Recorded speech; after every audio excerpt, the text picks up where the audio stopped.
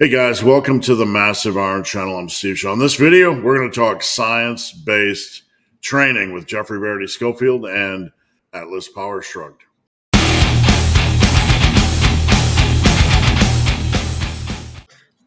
Before we get into this topic, if you guys have any questions or comments, drop them down below. The best topic ideas we turn into videos just like this. All right, so I'm glad you guys are joining me. We're going to talk some science-based training. For those of you guys unfamiliar with my guests, we have Geoffrey, Verity, Schofield in the upper right-hand corner, and Atlas Power Shrugged kind of supporting us down below. That is apropos, I would say, with his style of training. So can you guys quickly let everyone know where they can find you on YouTube and social media? Yeah, so I run a YouTube channel, Geoffrey Verity Schofield, because I don't have any sense of creativity, so I just pick my name. And I just make random videos about stuff that I like and other people might find interesting as well, usually pertaining to muscle growth. Hey, thanks for having me on. I run a YouTube channel as well. It's very small, Atlas Power Shrugged on YouTube, and also Atlas Power Shrugged on Instagram, which you may have seen me on. I guess I'm a little bit more creative, but the downside of that is people now think I'm a libertarian or something, but I actually just like power shrugs because they work really well for the traps, and I don't know, you tried finding a better power shrug fun. You could have potentially picked a more controversial lift for your name.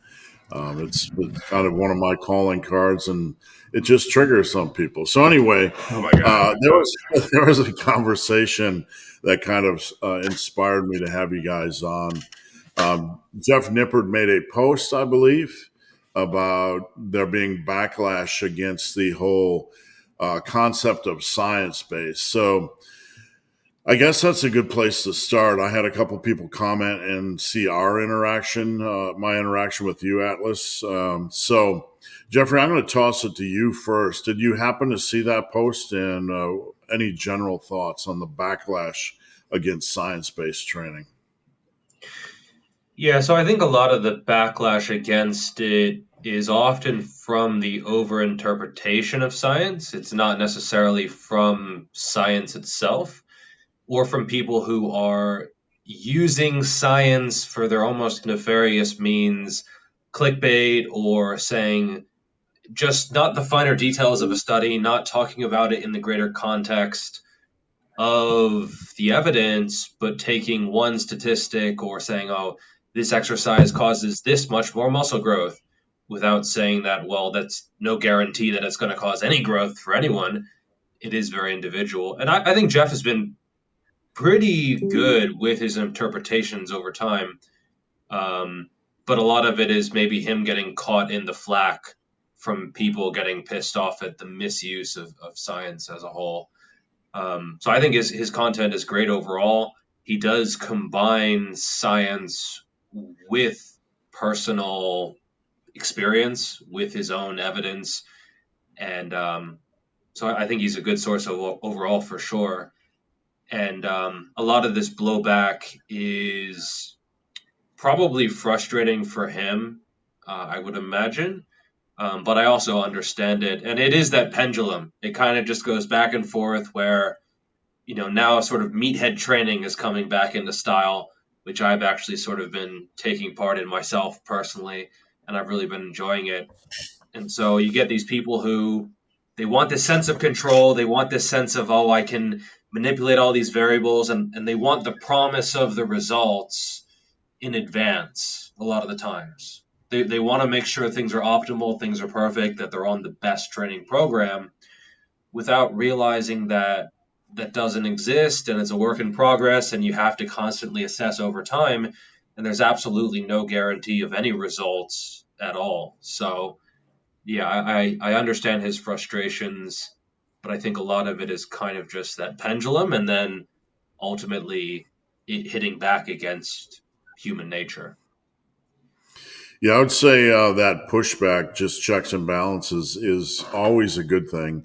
especially in lifting. I mean, we've gone through some interesting phases. We went through the whole minimalism phase where everybody was doing starting strength and not making gains. So, Atlas, where are you at with the whole science based world? Is it a little bit saturated for you? What are your general thoughts? I mean, in terms of science based lifting, I'm not impressed at all. Um, I'm not necessarily a denier of science in general. I think the laws of physics probably hold. I generally trust the geologist on what they say about rocks.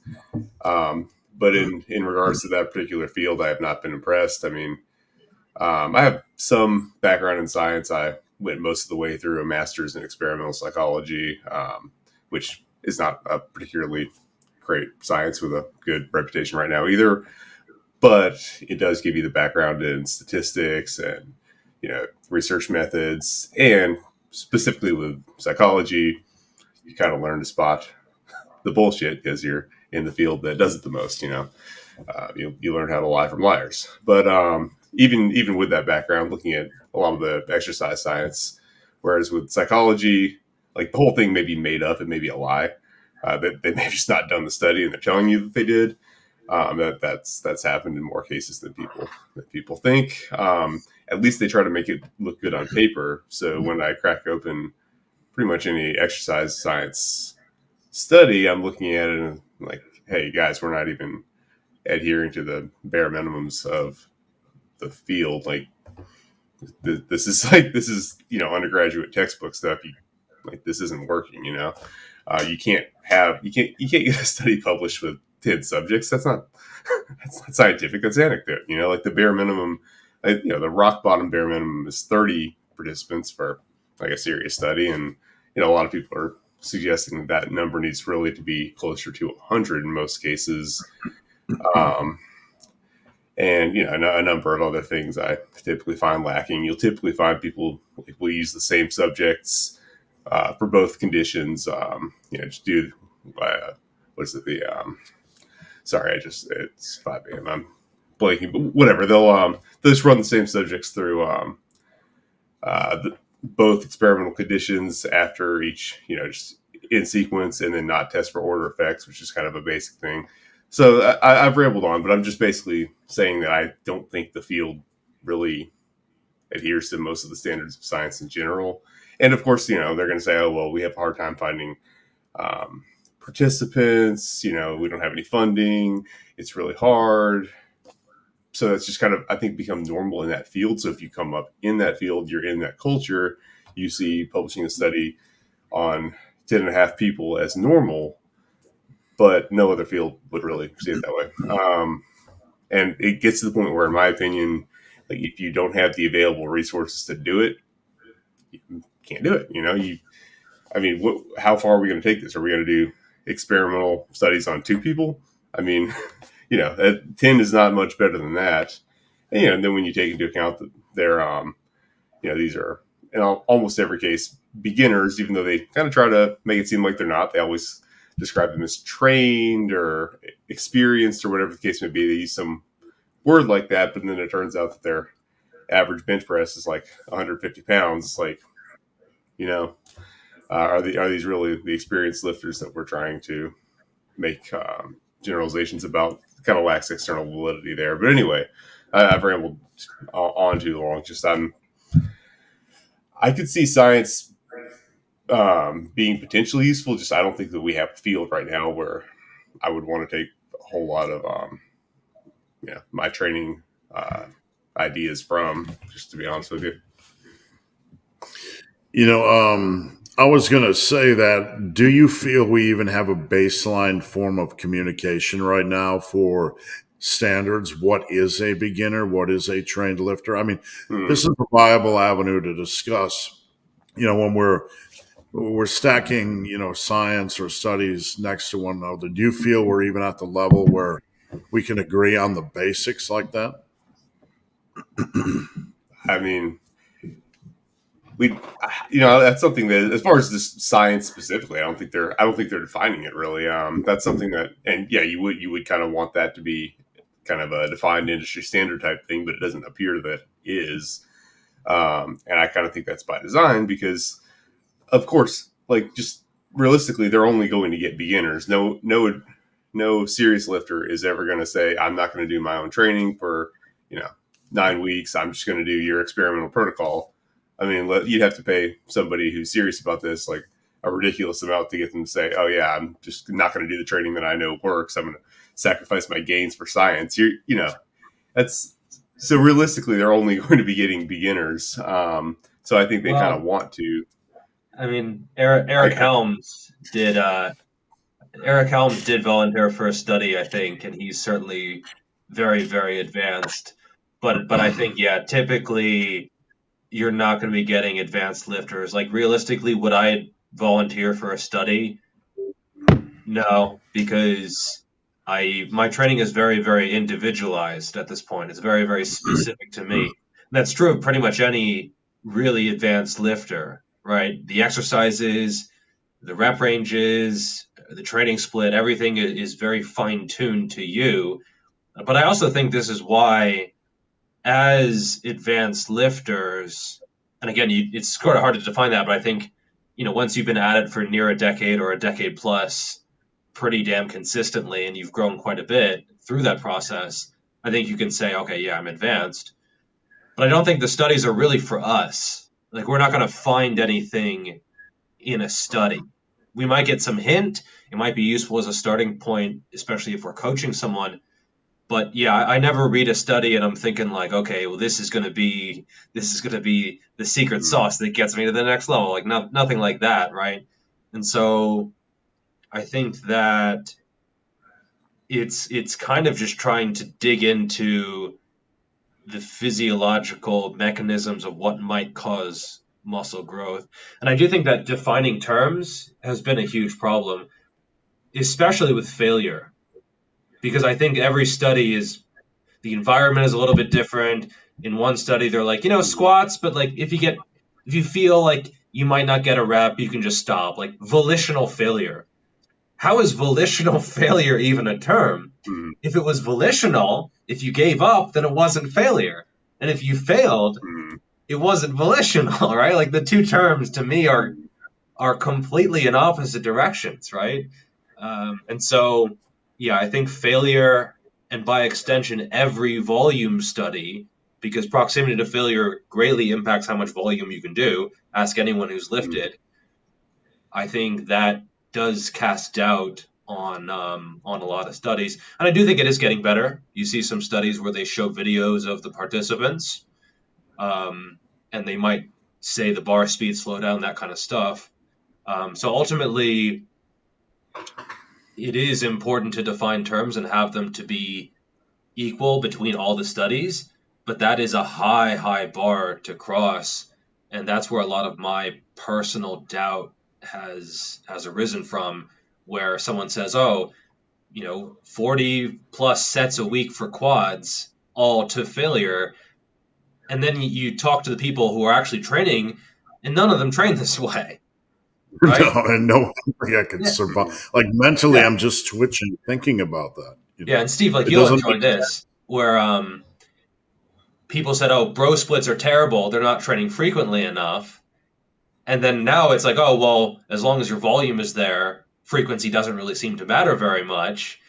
And so basically all the things, or almost all the things that the best lifters had been doing through the silver era seem to be vindicated, right? And so it's like, why did we even go through this process at all? What if we found out that Right. what they were doing was actually pretty damn good? And of course it was good, because the idea that like, oh, they would have been way better if they had, stopped training once a week and trained twice a week, or if they had doubled their volume, they would have been way better. Like we're talking about people who are very, very driven and who love lifting. You think that they didn't know that if they lifted more, they would have been better? No, it's because they tried it, got burnt out or injured, and couldn't recover because they were actually training hard. They were actually training near failure or to failure, not just, pretending to.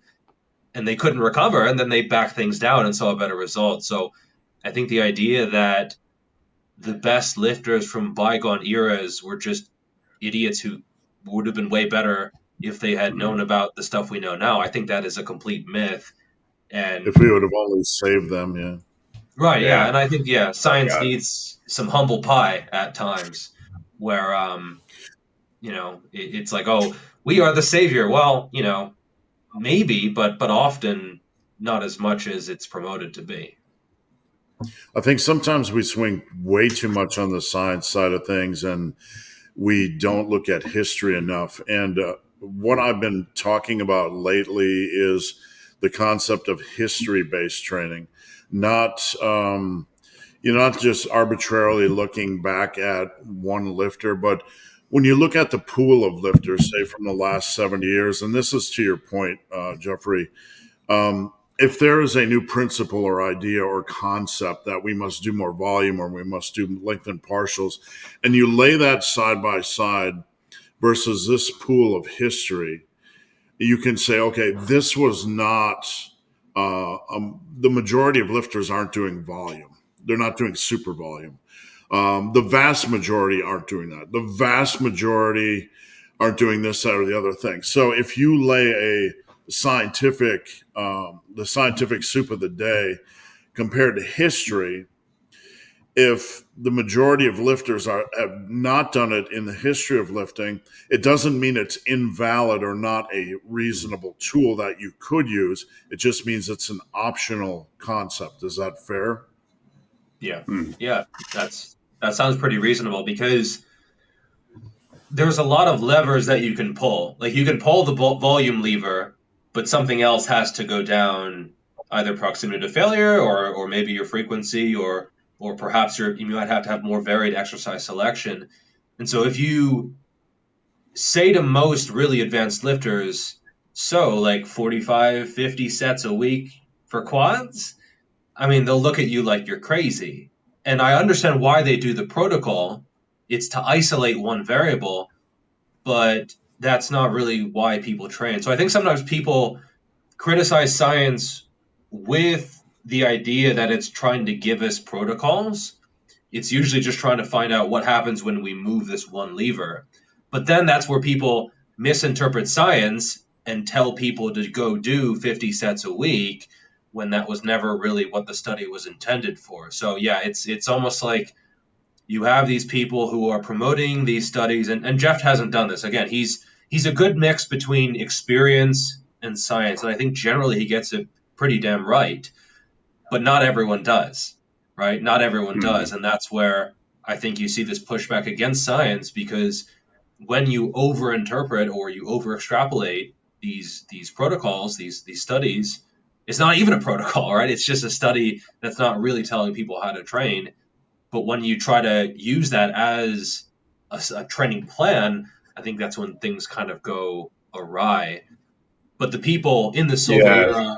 era, they were the ones who actually had to figure out how all the levers work together. So I mean, to Alice, I your got point of history, yeah, I mean, if you have that rich history where you have lots of cases, and by the way, a case study is actually a valid scientific protocol that in certain fields they do use case studies, which is simply a detailed study of an individual. Like for example, and if you have a rare medical condition, you may not have enough people for a randomized control study. Do you just base your information off of whatever studies of 30 or more people that you do have, or do you base it off the observations of this one individual? You go with the most relevant population, that being the case study. But anyway, if we have like you said, a series of case studies from history, if we have history showing that this worked for a large number of people, like for example pullovers, which were considered the squat for the upper body for many many years. Generations of lifters did them, and they worked well. They built people's backs, and then you have an EMG study, which by the way wasn't performed in a way that I would think would be optimal for stimulating the lats. I looked at the technique they were using. It's not what I would pick if I was going to try to stimulate lats and pullovers anyway. But anyway, you have one EMG study, which is not necessarily that well associated with muscle growth anyway. And now we're going to say that pullovers are not a lat exercise when you have generations of people that built championship backs with them, I mean, it shouldn't be that hard to figure out how to weigh that, you know. It shouldn't. No, I mean, and I think all of us know if we're in the gym doing a pullover, we can work it. We can feel our lats working, right? I mean, we can also feel our triceps working. But Mhm, when personal experience or your own personal experience is all of a sudden like a rug that's being pulled out from under you, I think that's where I kind of mentally disconnect with mhm, some of these things. mhm, So, Atlas, I'm gonna ask you a question. There is like when you see somebody, there's a difference between like discussing science and trying to understand a lever, and then someone coming out and getting their claws into one study and beating the drum to death so much you want to plug your ears. And I think a little bit, I've watched that with like the whole length and partial thing. Um, I think it was a Dr. Milo Wolf that really got on that horse and rode it hard. For me personally, that's where I kind of want to turn off and say, hey, let's just take a step back here, folks, and think about this a little bit and not get so deep into the swimming pool. Are there any Atlas, are there any, the modern things that we're discussing lately this year that you feel kind of fit into that category? um, definitely. I mean, I think I, I mean, I tend to think that Milo is one of the better science based guys. He likes a lot of things that exercises that I believe are good exercises. Obviously, don't tend to agree with the background that much, but I do think he has good exercise selection. As far as the length and partial thing, I've always like wondered what that even means. Like, I don't really usually do length and partials except on a couple of exercises. Typically, I just do length and exercises. You know, there are some exercises that are just going to take the relevant muscles to their extreme length and state, and I tend to think those are very useful. I'm not going to say that that's always going to be the best builder in every case, but it sure seems to work in a lot of cases. Length and exercises. I know one of his favorites is the reverse Nordic curl. I think that's going to work very well if your knees can handle it, but that's a whole different discussion. Um, I think that's part of why pullovers are effective. They do get you out into that lengthened state. I've seen tremendous effects from Jefferson curls, which I mean are, as I just found out, apparently that was actually the preferred back exercise for the silver era bodybuilders. They just called them stiff leg deadlifts and did them much differently than what we would call a stiff leg deadlift now. But they were basically doing Jefferson curls in the silver era, and they thought that was better for hypertrophy, and they would tend to do like conventional deadlifts more for building power, right? So those are all lengthened exercises. My issue with the length and partial thing is when I think of all these lengthened exercises, if I was just going to do the bottom half, it would not be practical. It would just it would you just imagine doing the bottom half of a reverse Nordic, just only the bottom half. That's crazy. You would just immediately, fatigue out and die, or just the bottom half. I mean, the bottom half of a Jefferson curl would just be nothing but ab cramps. It'd be horrible. Yeah, I can see doing that for mobility purposes, but as I feel like that would be in most cases fairly impractical for hypertrophy, just because like thinking of most of the lengthened exercises that I'm familiar with, just doing only a partial in the bottom half would just be wild. Just from a it would not be a comfortable thing. So I'd rather just do the whole exercise, but lengthen exercises, sure, I definitely like that. Jeff, I'm going to toss something your way. I don't know how much you follow some of the big hitters in the industry. I assume you follow all the main characters, but I've found it interesting this year to see some of the I don't know what you call them, feuds, heated discussions. Sometimes they're constantly making posts about each other. For example, like Paul Carter and Coach Kasim and that sort of thing. I mean, sometimes you tune in and it's like watching a sitcom or a soap opera or whatever, right? And like, I'm not making fun of it, but as somebody in the industry, and you tune in and you're like, we're having this heated discussion about volume, and is the size gains we're seeing inflammation driven and mechanical tension and all the battles over specific exercises.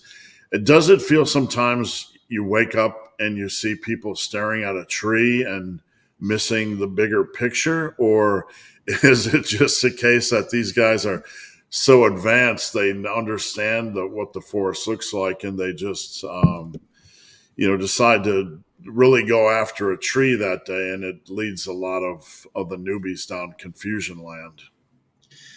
Well, in terms of that particular sitcom, Paul Carter actually has me blocked, which is a pretty common state of being for people in the fitness industry. Um, Okay, yeah, fair so enough. it's one of those things where I'm only seeing half of the sitcom. Um, but I kind of just assume he's wrong because I've seen him proven wrong so many times before. But then again, if I'm only seeing half of the story, it's a little bit hard to say decisively. I do think that people, I don't even think it's maybe because they're more advanced. I think it's just that if someone says or does something wrong, they feel the need to correct them, even if it's not necessarily what might benefit beginners. Like a lot of the Chasm posts correcting Paul Carter, they were quite technical, something that a beginner would probably never really have to know or understand. But then again, a lot of Cass's posts are like that, right? He's not really targeting the beginner, I would say. He's more after people who they want to know the nitty gritty, they want to delve deep into biomechanics, they really want to get the most out of their training. Is it even necessary when you're very advanced? I don't know. I have implemented some of what he has posted, and it seemed to provide some results, which I've been happy with.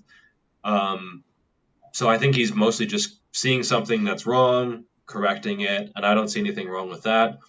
If I see someone posting something that is wrong, maybe I'll say something, maybe I won't. I think it kind of depends on where their heart is. If it's just an innocent mistake and it's pretty minor, I mean, it's not that big a deal. If I see someone do something wrong in the gym, I don't go up to them and oh, you need to do this. No, you need to move this way. No, like ultimately they can figure that out for themselves, most likely, as long as it's not dangerous. If I see someone in the grocery store buying a candy bar, I'm not like, didn't you know that this is no? They maybe they just enjoy eating a fucking candy bar, right? And so, but if I think it's malicious, if I think that they're just doing it for nefarious reasons or to cause controversy or to make money, and I think that they're wrong, especially if they are someone who it's kind of surprising that they posted that. If V-Shred posts something, oh, scientists figure out this way to burn 1,000 calories in 3 minutes. Like if V-Shred posts that, it's almost not even worth debunking. I'll leave that to someone else because it's V-Shred. It's expected at this point. But if there's someone who I think is generally a really good source and they're kind of changing and they're putting out content that is surprisingly awful, probably just to get views and clicks and stuff like that. Yeah, I think that's where we're calling that kind of stuff out is quite important. And as a beginner, it must be hard to navigate the fitness industry. I always try to think about, what was it like as a beginner when I didn't know anything and I just wanted to find good information and I didn't know who to trust. You don't know who's right. If two people are arguing back and forth, you have no idea. I Mhm. mean, if I watch two high level astrophysicists in a live stream arguing back and forth, I have no idea who's right. Even if one has all the facts and is completely correct and the other one's full of shit, I would have no idea because that's not my area of expertise. It's the same thing with a beginner. And so I think there's nothing wrong with calling out bullshit and, trying to put out good information is half the battle because the bad information just gets so much more traction a lot of the times, partly because it's bad information. You get people commenting on it and riled up, and and so it tends to get way more views. And so, yeah, I think it has to be a constant battle, but it's a battle worth fighting. I find myself sometimes just watching these things like I'm watching a fight. Like I might know somebody's in the wrong, but if they throw a haymaker, I'm like, oh yeah, Yeah, well, it's just partly like entertainment. even if I know it's completely wrong, I'm like, oh yeah, that's gonna get counterpunched. Let's go. Get them. So Yeah. Atlas, I saw a video where you discussed, I forget which video it was. I'm sorry, I'm oversaturated with content, but you had discussed that in the scientific world, sometimes there's a pressure, and correct my bad interpretation of what you said, but there's a pressure to produce studies, maybe even along a certain path. Yeah, I mean, it's called publish or perish. And, I don't have experience in exercise science. I don't know exactly how it works in that particular field, if the pressures are exactly the same. But in most scientific fields, if you're trying to be a professor, for example, you're trying to get gener- generally you're trying to get a tenure track job. When you get tenure, you have wonderful job security. You can do more or less whatever you want as long as you don't kill anybody and you have job security. However, until then, you have to basically that's when they're going to fire you before you get tenure. And that's a 7 year process generally. So they're gonna be looking at you under the microscope for those 7 years and wanting to make sure that you're going to be hardworking, do all the right stuff, and fire you before they're stuck with you and they can't fire you. Um, and that's ended up creating a culture of what's called publish or perish, where you're expected to produce certain amounts of research. This has to be published in prestigious journals. It can't just be you run an experiment, it doesn't work out the way you thought it was going to, so you say, "Hey guys, this is how I spent my time. I tried this, but it doesn't work. Hey, now we know." Well, no, that can't get published in prestigious journals, so that doesn't work. And if you're not consistently producing research that does get published in these prestigious journals, to the standard of your university, which is usually, fairly extreme, you get to your 7 year mark when you're supposed to be up for tenure, and you're pretty much fired. And at that point, you're probably pretty committed to living in this area. You may have a home here. You may have a family. You've got tons of student loans probably still to pay off. And now you're being told, you're fired. You're probably not going to be able to work in this town, since there's usually not going to be that many universities in one single town. You're probably going to have to move across the country if you want a job in this field. And you may have difficulty working in this field ever again because you were fired from your first job, basically. So that is a brutal amount of pressure to put somebody under. And I don't even blame, like in psychology, I've seen that process. I've seen professors not get tenure. That's brutal. I honestly don't blame a lot of the psychologists that we're seeing just fabricating studies. I, you're trying to keep your job, feed your family. I get it. And that, there's no option to just be a good teacher where you're doing a good job of educating students. You are just under this enormous pressure to get positive results. And like I say, it can't just be, "Hey, I tried something, it didn't work out the way I wanted to." I mean, you would think that'd be part of the scientific process, but that is very much de-incentivized. You just kind of have to, you have to get results. And so obviously a lot of people are going to be getting results however they have to make ends meet. And that's a really bad place for the field to be in. Like I say, I don't know exactly how it is in exercise science. But that I think to a certain degree, we do have people just running studies because they have to. And maybe if we waited and consolidated our resources a little bit and came out with better quality studies instead of, being under the gun to publish at a certain frequency, we might, if we just pooled our resources a little bit and we're more accepting of less output, we might get, better quality. But, if there is that pressure to publish on a certain time frame, well, I mean, that's really going to throw off the quality that we're getting. And obviously it's going to majorly incentivize trying to find results that are publishable, because, journals unfortunately don't want just, "Hey, I tried this and it didn't work. Hey, I tried this, didn't find significant results." That's not what they want, unfortunately. So, and I think there is a little bit of a trend against that, where certain journals are publishing results now, but it's certainly not the norm. So I've had you guys on for about 35 minutes. I don't want to keep you much longer. I want to toss a final question your way. Before I do so, I want to just kind of let everybody know that it is not some grand conspiracy theory. It is, we're not setting you up here with this whole red, white, and blue thing. There's no hidden message. We didn't kind of collaborate beforehand to create some. We're just the team red, white, and blue. So go team Hmm. red, white, and blue. Um, Degrees of science base. Just one final thought from you guys. You have kind of a degree of science base. You have kind of the athlete X type of guy that'll pull it out of his tool belt, when he needs to, and then he doesn't even know how to squat. And I am making fun of him because he's Hmm. not a strength coach. If you don't know how to squat, um, and then you have guys like Dr. Mike, who you're like all in sometimes, and then he'll pull out the science based thing that can be a little wacky at times. And then you have guys like Jeff, Milo. If you're a newbie, if you're just like Mr., the general population lifter, how do you advise they wade through this pool? So it is tricky.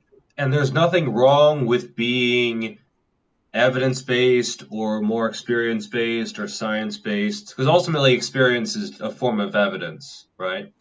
And there's nothing wrong with being more of an in the trenches guy who doesn't reference any studies. Similarly, there's nothing wrong with being someone who is exclusively science based and references exclusively that.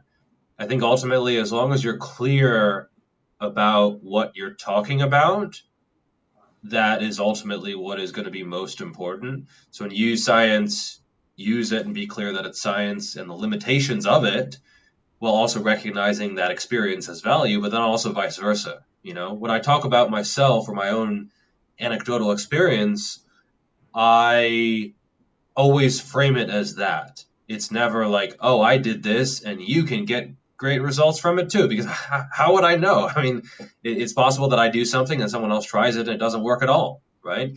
And it's also possible that someone copies a scientific study and also sees really bad results or really good results, right?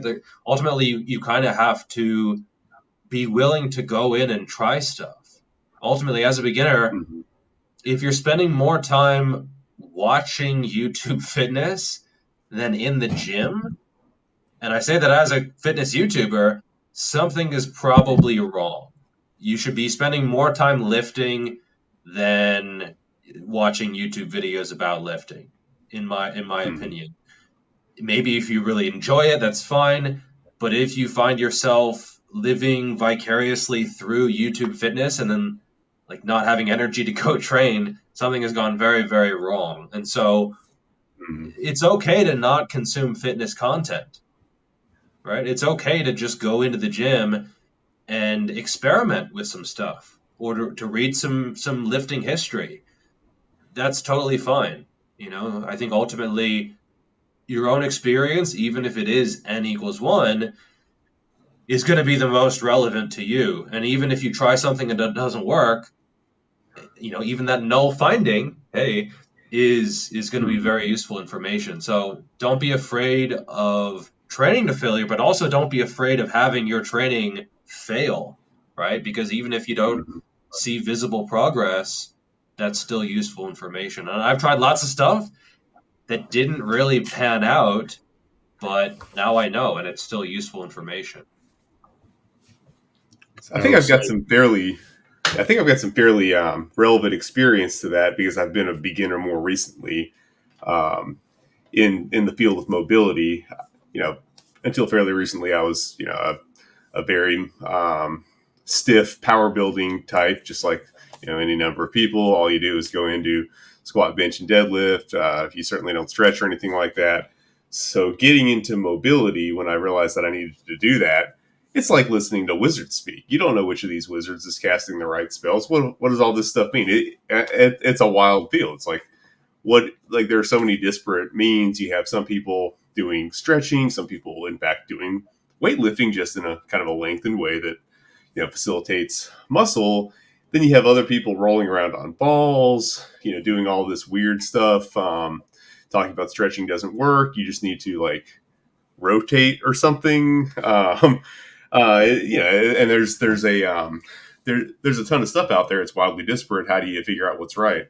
Well, what worked really well for me, and what I certainly recommend other people do, is just really try to get people on measurable results. Like what actually can you demonstrate in your own self? I think, as a general rule, you should be looking for someone who has whatever capability that you're looking for to a high degree. They should be able to, if it's mobility, they should be able to demonstrate some very impressive, mobility feat like splits or something like that. Not everyone can do full splits genetically, but you can get damn close even if you have bad genetics for it. So that's going to separate out people like my coach Lucas Hardy, who will do front splits, side splits, all sorts of crazy mobility feats, while looking jacked, from somebody like that Natty Aguilar guy who can't do anything impressive whatsoever. Looks, do you even lift? And like they'll talk about human movement and all that stuff and whatnot, but like just try to get these people to show, hey, what can you do? And there's nothing, right? Somebody like Squat U, okay, what can you do? No, and so that's something that is very useful. You want the person, if it is physique oriented, obviously they should look the way you want to look. It doesn't mean like the guy with the best physique is going to be the best coach, obviously, but they should clearly have the physique of somebody who does what you're trying to do. If you're trying to get better at sumo, obviously it's not going to be a guy with that, or sumo wrestling, right? The sumo wrestler physique is not going to be the same as your rock climber physique, but they should have the physique of whatever you're trying to do.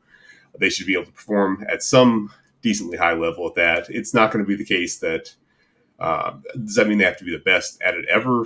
No, but they should be at a very high level. Not like they shouldn't be all just teaching and no ability to demonstrate, because in any of this stuff, if you care about it, you're going to get to a very high level. Doesn't necessarily mean you're going to be the best in the world, but you're going to get to a high level.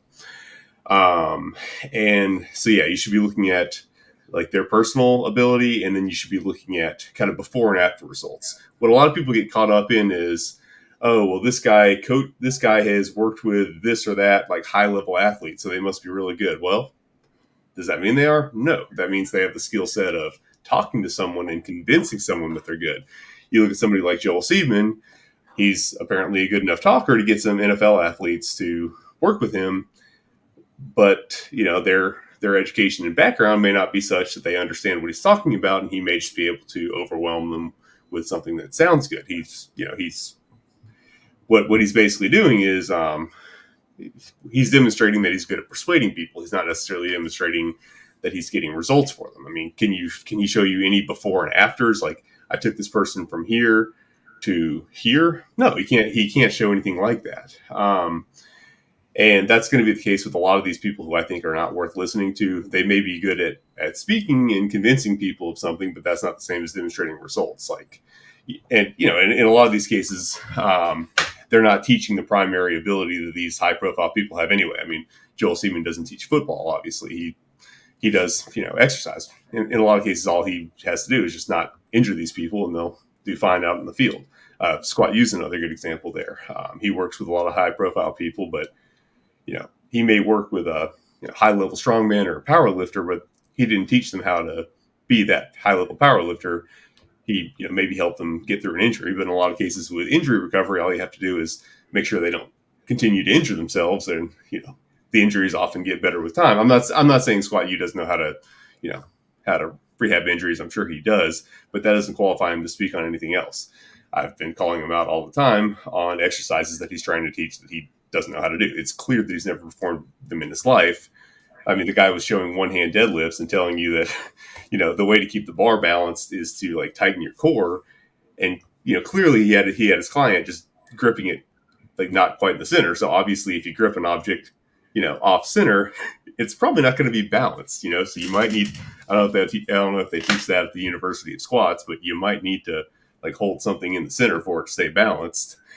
That's I guess a little bit more experience based, maybe common sense based, but anyway, so that was kind of a long long tangent, but just to show like we should be looking at not necessarily we should be looking at clients, but we should be looking more at okay, it doesn't matter if this client's high profile, low profile, but I took him from here to here on this ability that you're trying to get good at. Like a good coach, I mean, I think that's going to be your best, obviously your best source of information, but make sure that they're not just saying, hey, I'm a coach and this is my client.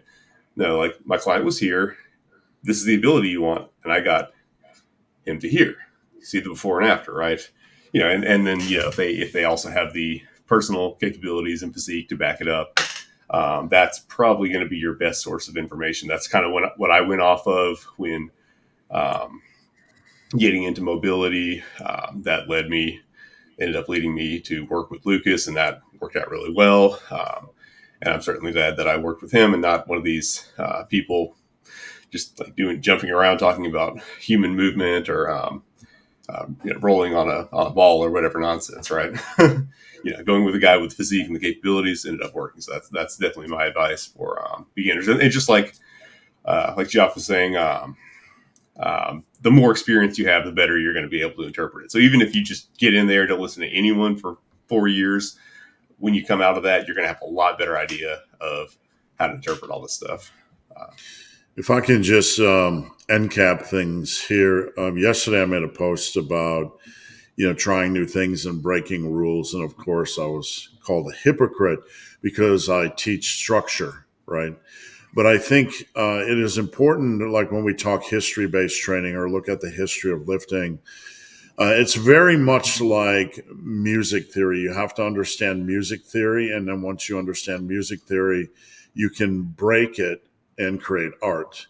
And I think for anybody watching that's trying to understand how to train or piece everything together, I think it's very good to understand the common pillars of success over the last 70 years, the things that everybody's doing, like consistency and progressive overload and, reasonable nutrition and all these, evolving your training based on needs.